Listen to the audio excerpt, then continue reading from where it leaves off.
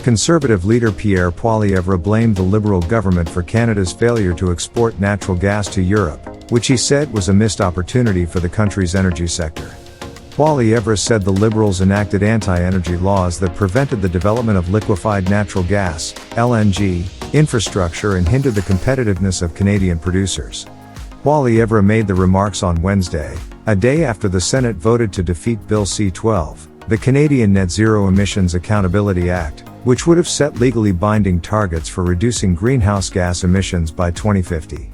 The bill was opposed by most conservative senators, who argued that it lacked transparency, accountability and consultation.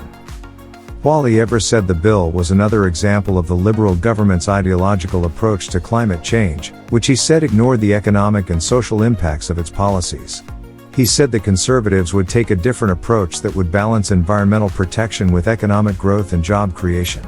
He said one of his priorities as Prime Minister would be to repeal Bill C-69, the Impact Assessment Act, which he called a No More Pipelines law that created unnecessary delays and uncertainty for major energy projects.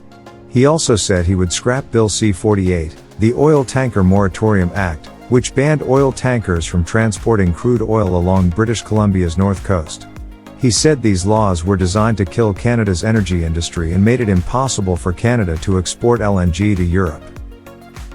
He said Europe was looking for alternative sources of natural gas after Russia invaded Ukraine in 2022 and cut off its supplies. He said Canada had an abundance of natural gas that could have met Europe's demand, but lacked the infrastructure to liquefy and ship it overseas.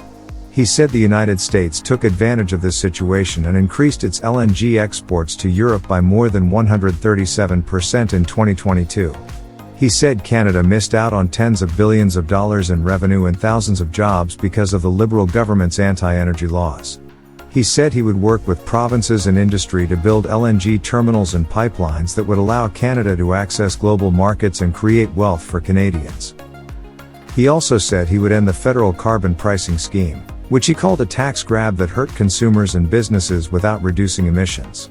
He said he would instead set clear targets for carbon emission reduction and give provinces the freedom to decide how they meet those targets. He said he would support innovation and technology, such as carbon capture and storage and small modular nuclear reactors, as ways to combat climate change without harming the economy. He said his vision for Canada's energy sector was one that was responsible, prosperous and competitive.